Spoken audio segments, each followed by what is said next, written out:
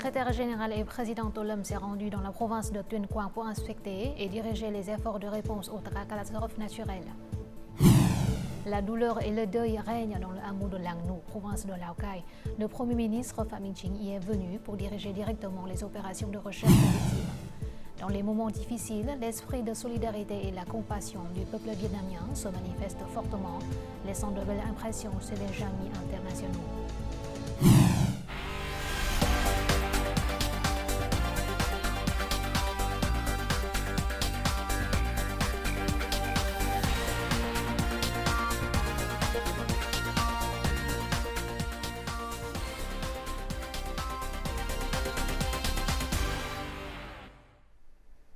Bonjour à tous, bienvenue à cette nouvelle édition du journal francophone. Ce jeudi après-midi, le secrétaire général et président Olom s'est rendu dans la province de Tuyên Quang, l'une des localités durement touchées par le typhon Yagi. Il a notamment rencontré des habitants délogés dans la maison culturelle du hameau de Phu Thọ Mut, commune de Trường Sinh, district de Sơn Dương, avant de venir inspecter la consolidation des digues de la rivière Lo. Lors d'une réunion avec les responsables de la province de Tuyên Quang sur la prévention des typhons et des inondations, le chef de l'État a affirmé que le bureau politique avait demandé à l'ensemble du système politique de se concentrer sur la mise en œuvre de toutes les mesures visant à faire face à ces catastrophes naturelles. Il a aussi demandé au Front de la Patrie du Vietnam et à tous les services concernés de continuer à mobiliser les aides en faveur des sinistrés. À cette occasion, le Front de la Patrie du Vietnam a remis une aide de 20 milliards de dong à la province de Tuyên Quang. Le Premier ministre Phạm Minh Chính s'est rendu aujourd'hui dans la province montagneuse de Yên Bái, l'une des provinces les plus touchées par les inondations et glissements de terrain dus au typhon Yagi. À Yên Bái, le bilan provisoire des dégâts fait état de 46 personnes décédées et portées disparues et 24 blessés. Près de 23 000 maisons ont été détruites, endommagées ou inondées. Il a examiné les efforts de réponse aux inondations et aux glissements de terrain, demandant aux autorités locales de régler rapidement les conséquences de cette catastrophe naturelle. Soulignant l'importance de garantir la sécurité du réservoir hydroélectrique Thác Ba, Phạm Minh Chính a décidé de fournir 50 milliards de dong du budget d'État, ainsi que des équipements et moyens nécessaires pour une stabilisation rapide de la vie et de la production. Nous vous l'avions annoncé, une crue soudaine survenue le 10 septembre a enseveli presque toutes les maisons du hameau de Lang Nu, dans la province de Lào Cai, faisant 95 morts et portés disparus. Ce jeudi après-midi, le Premier ministre Phạm Minh Chính s'est rendu dans ce hameau en accompagnant des forces militaires et policières dans la recherche des corps. Ensuite, lors d'une réunion avec les responsables locaux, le chef du gouvernement a exprimé ses condoléances aux familles de victimes. Il a demandé aux secouristes de faire tout le possible pour retrouver les 51 personnes portées disparues. Parallèlement à cela, il faut assainir l'environnement, prévenir les épidémies, rétablir la circulation et planifier de nouveaux villages pour les habitants sinistrés, au plus tard le 31 décembre de cette année. La crue soudaine a tout enseveli dans le hameau Lang Nu. De nombreuses personnes sont encore sous le choc après avoir perdu tous les membres de leur famille en une seule nuit. La douleur et le deuil règnent. Des centaines de soldats tentent toujours de retrouver les personnes disparues sur une zone s'étendant sur 6 km. Aujourd'hui, 7 autres corps de victimes ont été retrouvés, portant à 43 le nombre de personnes tuées dans ce terrible glissement de terrain. Sous cette énorme tasse de boue se trouvaient autrefois 37 maisons. En seulement 2 minutes, une crue soudaine a transformé ce hameau en ruine. Plus de 100 personnes ont été ensevelies lorsqu'ils s'endormaient. Seules quelques dizaines de personnes ont pu s'échapper car elles vivaient sur les pentes de collines.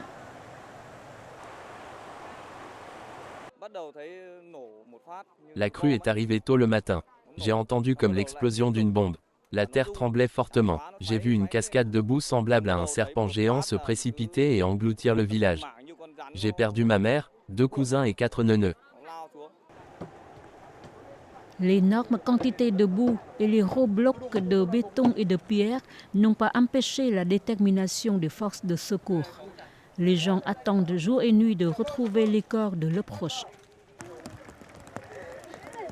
Aujourd'hui, 7 victimes ont été trouvées et ramenées à leurs proches. La famille de Madame Nguyen comptait 7 personnes. 5 d'entre elles ont été enterrées par les crues. Ma grand-mère, ma belle-sœur, un frère et 2 neveux sont portés disparus. Le corps de ma grand-mère n'est toujours pas retrouvé. Les autres sont tous confirmés décédés. Les opérations de recherche et de sauvetage ont été accélérées. Parallèlement, des dizaines de cercueils ont été livrés sur le site. 35 victimes ont été enterrées immédiatement. Jamais auparavant, Lào Cai n'avait eu à traverser des jours aussi douloureux. De nombreuses inondations dévastatrices sont survenues à Lào Cai en 1971 et plus récemment, en 2008, 2013, 2016. Mais jamais depuis 100 ans, les pertes humaines n'ont été aussi lourdes. Dans l'ensemble de la province, nous avons recensé plus de 50 morts et 65 personnes sont portées disparues.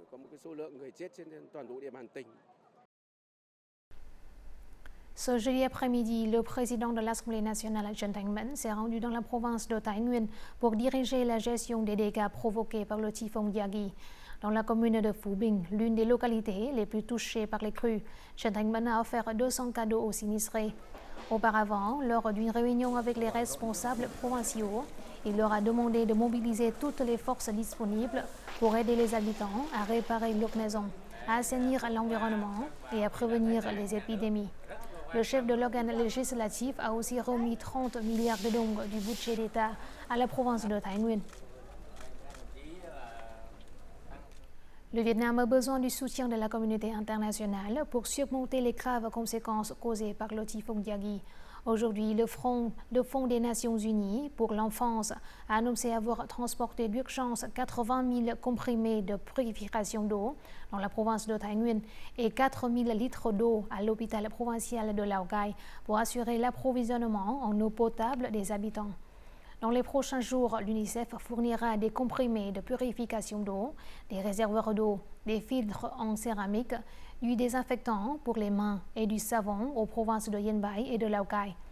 L'UNICEF mobilise toutes les ressources et s'engage à fournir un soutien urgent et durable au gouvernement du Vietnam pour garantir que les enfants et les familles aient accès aux services essentiels.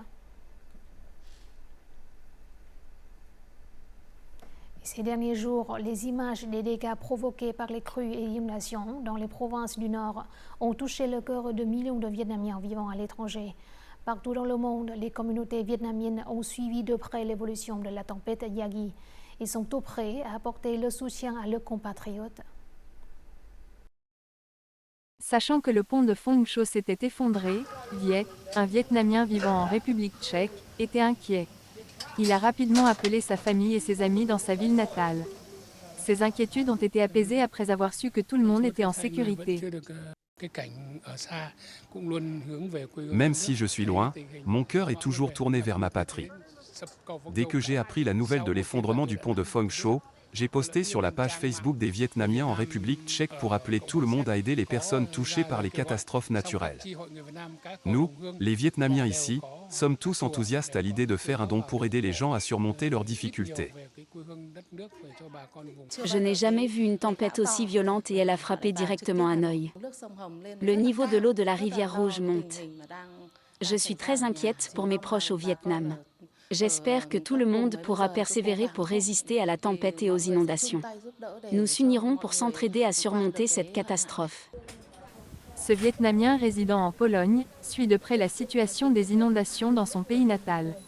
Il a été attristé par les dégâts causés par le typhon Yagi.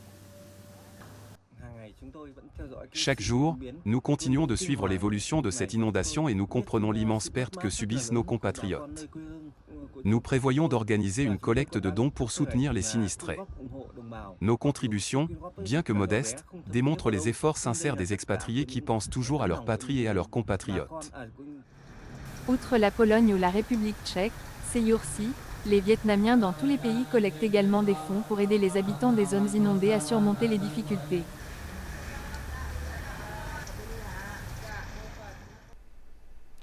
La tempête numéro 3 a causé de lourds dégâts aux personnes et aux biens, perturbant la vie des habitants de la zone inondable du Nord. Lors des temps difficiles, l'esprit de solidarité et la compassion du peuple vietnamien se manifestent plus que jamais. Les images de solidarité du peuple vietnamien ont laissé de nombreuses impressions chez les amis internationaux. Vivant à Hanoï, ces derniers jours, M. Eddy consulte quotidiennement Internet et regarde la télévision pour se tenir au courant de la tempête. Voyant les pertes humaines dans les zones inondées et les actes nobles des Vietnamiens, il ne pouvait pas rester assis. Ce week-end, il se rendra à Yên Bai pour apporter des secours. J'ai vu des vidéos et des photos de Vietnamiens s'entraidant. Ces beaux actes sont inspirants. Je vis au Vietnam, donc je veux aussi partager avec les gens qui rencontrent des difficultés. Je souhaite participer au nettoyage des routes ou à la réparation des maisons des zones inondées. Ce groupe de touristes italiens est arrivé au Vietnam au moment de la tempête numéro 3. Ils sont restés bloqués à Lao Cai pendant 4 jours à cause des glissements de terrain et ne sont arrivés à Hanoï qu'aujourd'hui. Ce voyage orageux leur a laissé une expérience mémorable. À Baca, même si c'était gênant, car il n'y avait ni électricité ni Internet, l'important était que nous soyons toujours en sécurité. Lors d'un glissement de terrain, il n'a fallu que 30 minutes aux autorités et à la population pour dégager la route afin d'ouvrir la circulation. Je leur en suis très reconnaissante. À Hanoï, voyant le niveau de l'eau du fleuve Rouge monter et de nombreux quartiers situés à l'extérieur de la digue être inondés, ces touristes ont ressenti la force du peuple vietnamien pour affronter les difficultés. Personne ne veut voyager et affronter une si grosse tempête, mais grâce à cela, j'ai vu beaucoup de choses significatives. J'ai vu de mes propres yeux beaucoup de belles images, un Vietnam fort, des gens unis et s'entraidant. Les autorités sont toujours présentes pour aider les gens. Les étrangers venus au Vietnam pour voyager ou vivre et travailler ici, témoins des ravages de la tempête numéro 3 et des difficultés des habitants des zones inondées, partagent tous leur admiration pour la solidarité du peuple vietnamien face aux tempêtes et aux inondations.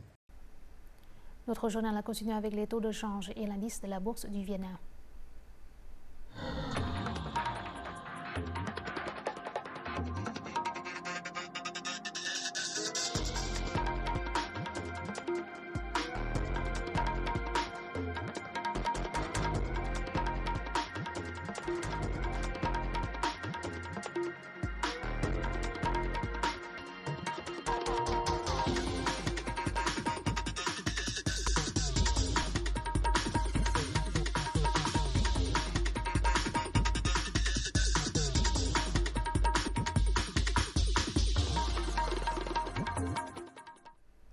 La protection des ouvrages et des installations de production clés est un enjeu très important en cas de tempête et d'inondation. Situées dans la ville de Tuyên Quang, les usines produisant des produits de défense telles que l'usine Z113 et l'usine Z129, relevant du département général de l'industrie de la défense, ont été également touchées. La prévention des inondations et des tempêtes a été soigneusement préparée par les unités pour garantir la sécurité de la production. Dès que le niveau de l'eau du fleuve Lo a augmenté, les travaux de préparation des inondations de l'usine Z113 ont été mis en œuvre selon un plan planifié. Face à la situation orageuse, l'unité a envoyé des forces 24 heures sur 24 et 7 jours sur 7 pour déplacer les fournitures et l'équipement des zones basses vers un endroit sûr. En raison de la fabrication de produits présentant un risque élevé d'explosion, l'usine Z113 est située dans un endroit adjacent aux montagnes et aux rivières. Après la tempête numéro 3, l'usine court un risque. L'unité est confrontée à 2 risques majeurs, les glissements de terrain et les inondations. Nous avons établi un plan de prévention selon la devise 4 sur place. En cas de risque d'inondation, la chaîne de production sera déconnectée du courant et les machines et équipements seront démontés et amenés sur le lieu de montage. L'usine Z113 est spécialisée dans la production d'articles destinés à la défense nationale, tels que les munitions et des explosifs. Il est donc particulièrement important d'assurer la sécurité et de maintenir la production. L'usine a aussi mis en place une équipe d'intervention rapide pour garantir l'exécution des tâches et aider les personnes à réagir aux tempêtes. L'eau est montée très vite. Nous sommes très reconnaissants envers les forces de l'usine et les gens qui ont aidé ma famille.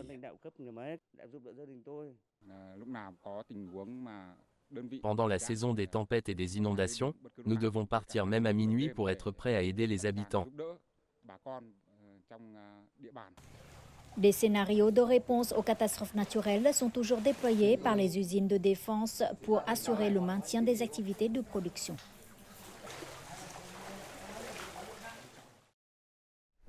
Au cours des 8 derniers mois, de nombreux pays ont augmenté le rachat de durian vietnamien.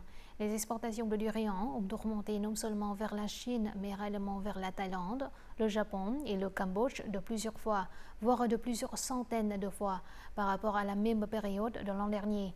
Par conséquent, pour répondre à des exigences d'exportation de plus en plus strictes, la production de durian biologique et respectueuse de l'environnement est considérée comme la solution la plus optimale.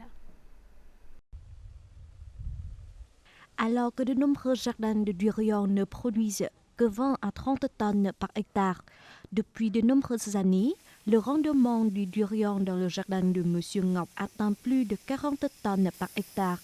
Ce résultat est dû au fait qu'il n'a pas utilisé de pesticides pendant le processus de production. L'utilisation d'engrais chimiques nuit non seulement aux plantes, mais affecte également la santé des agriculteurs comme nous. Depuis que je n'utilise plus d'engrais chimiques, je sens que ma santé est meilleure et que le durian pousse mieux. La culture du durian biologique produit non seulement des rendements exceptionnels, mais contribue également à créer des produits sans résidus de pesticides. Ces durians répondent également aux exigences de traçabilité pour l'exportation officielle vers des marchés exigeants. Auparavant, les agriculteurs ne suivaient aucun processus de production. Ils utilisaient beaucoup de pesticides. Désormais, après avoir rejoint la coopérative, ils apprennent comment cultiver de manière biologique et quel type de pesticides et d'engrais sont autorisés à utiliser.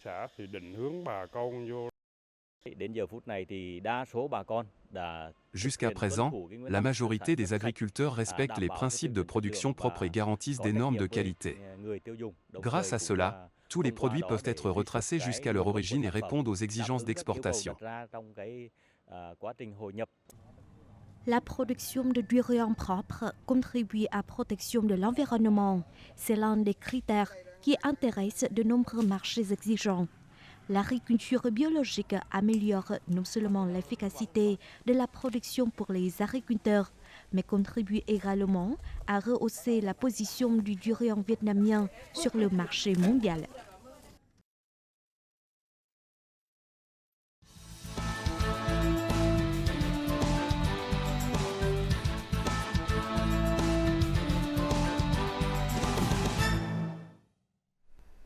Situé à l'ouest de la province de Yên Bai, Mù Cang Chải est majoritairement peuplé par l'ethnie Hmong. Ici, les Hmong sont assez fermés avec une culture unique. De génération en génération, ils pratiquent une production agricole autosuffisante. Reng Atour est le premier jeune de cette communauté ethnique à être admis à l'université internationale au Vietnam. À la sortie de l'école, il est retourné à sa terre natale pour faire des projets communautaires. Nous en saurons plus sur son parcours exceptionnel dans ce chapitre, Le Vietnam en un clin d'œil.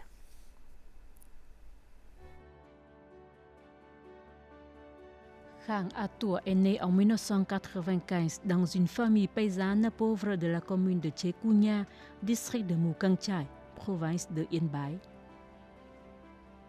90% de la population de cette terre est issue de l'ethnie Hmong. La famille de Tour était très pauvre. Son père est analphabète et n'a jamais quitté son village natal. J'ai toujours désiré aider ma famille et les autres ménages de mon village natal à avoir une vie meilleure et à savoir faire de l'économie durable grâce à la culture et l'élevage. Je veux que les produits uniques des Hmong soient mieux payés. Malgré leurs difficultés, les parents de Tour sont toujours très intéressés par l'éducation de leurs enfants. Pour se rendre à l'école, Tour devait emprunter des chemins étroits et sinueux, boueux et glissants à la saison des pluies. Grâce à la détermination de ses parents, il a persévéré et gardé une grande motivation. En 2014, il a été le premier Hmong de Mu Kang Chai à devenir étudiant de l'Université polytechnique de Hanoï. 5 ans après, Tua a été admis à l'Université Fulbright Vietnam. Je suis devenu le premier jeune Hmong de la première promotion de l'Université Fulbright Vietnam, située à Ho Chi Minh Ville. En juillet 2023, j'ai été diplômé. Le diplôme que j'ai reçu était un grand cadeau et une récompense pour moi-même, mes parents et ma famille. Ma femme et mes enfants ont beaucoup sacrifié pour que je puisse continuer mes études, à un tel âge, et dans un endroit si loin de notre terre natale. Étudier à Fulbright m'a apporté des connaissances et des compétences précieuses. À la sortie de l'université, j'ai voulu revenir à ma terre natale pour aider la communauté Hmong, en leur montrant comment faire une économie familiale et gagner un meilleur revenu. Tua a réalisé de nombreux projets communautaires. Avec sa femme, il a créé un projet appelé Nana Mozi Thuknei, Nana chaque saison un produit. Ce projet a pour but d'aider les Hmong à vendre leurs produits agricoles et artisanaux.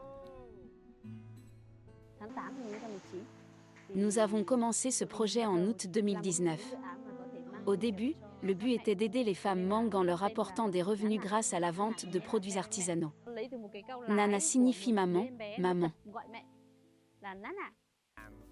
Parce que les Hmong n'ont pas l'habitude de fabriquer des produits pour les vendre, nous devons les former et leur apporter du soutien.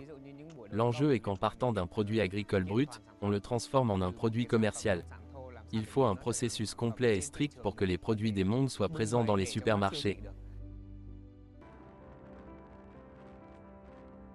En février 2024, Tua a dépassé avec succès les 200 candidats, devenant ainsi le seul délégué vietnamien à participer au programme de leadership des jeunes de l'ASEAN en Australie.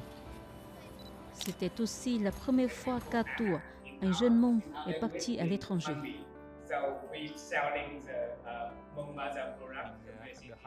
J'ai appris beaucoup de choses, notamment les connaissances et l'expérience d'un dirigeant d'entreprise sociale. Je ferai des efforts pour poursuivre la voie choisie, qui est de servir la société à travers l'entrepreneuriat.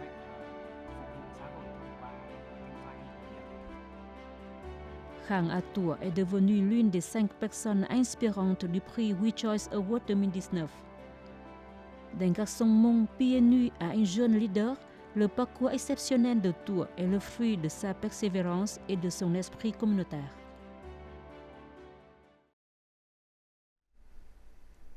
Voici tout de suite les prévisions météo dans les principales villes du pays.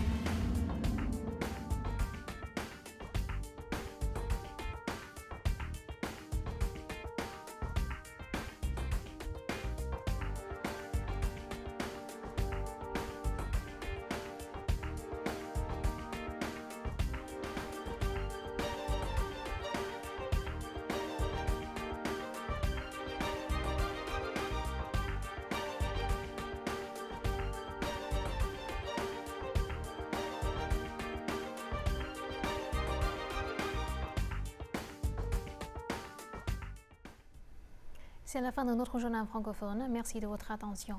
Au revoir et à très bientôt.